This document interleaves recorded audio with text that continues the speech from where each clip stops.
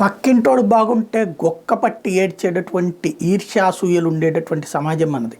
దానికి సజీవమైనటువంటి సాక్ష్యం అనేక ఉదంతాలు చూస్తుంటాం. మనకి దీనికి ప్రత్యక్ష ఉదాహరణగా కనబడేది పాకిస్తాన్. మనం గణతంత్ర దినోత్సవాలు సగర్వంగా జరుపుకుంటే దాన్ని చెడగొట్టడానికి ఖలిస్తానీ తీవ్రవాదుల కుట్రలు, లేకపోతే పాకిస్తానుల కుట్రలు ఇవన్నీ భంగం జరిగినటువంటి నేపథ్యంలో పాకిస్తాన్ సైనిక చీఫ్ గారైతే చాలా బాధపడిపోతున్నారు. భారతదేశంతో చాలా పెద్ద థ్రెట్ ఉందని ఫీల్ అయిపోతున్నారు. భారతదేశం చేస్తున్నటువంటి దుర్మార్గం అని చెప్పేస్తున్నారు. ఆయనే చెప్పేసేస్తాడు. ఇప్పుడు విశేషం ఏంటంటే, ఇదివరకు మనకి సమస్య ఉండేది మన పొరుగు దేశాలతో. ఓ పక్కన పాకిస్తాన్, రెండో పక్కన చైనా, మధ్యలో శ్రీలంక మనకి విసిగించింది, నేపాల్ విసిగించింది, భూటాను విసిగించింది, బంగ్లాదేశ్తోనూ తలనొప్పులు ఉండే. ఇప్పుడు మనం వాళ్ళందరితో స్నేహ సంబంధాలు మెయింటైన్ చేస్తున్నాం.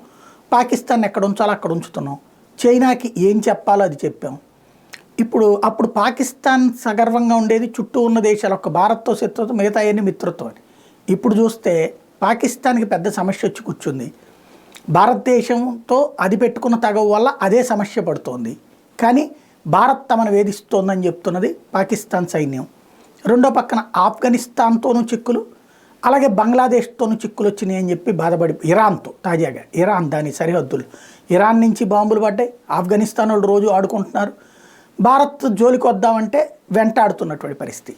ఇప్పుడు త్రివిధ దళాలతో శక్తివంతంగా ఉన్నామని చెప్పే వాళ్ళకి మూడు వైపుల నుంచి జరుగుతున్నటువంటి దెబ్బతో విలవెల్లాడిపోతూ తప్పు మాది కాదని చెప్పుకునే ప్రయత్నం చేస్తోంది సైన్యం.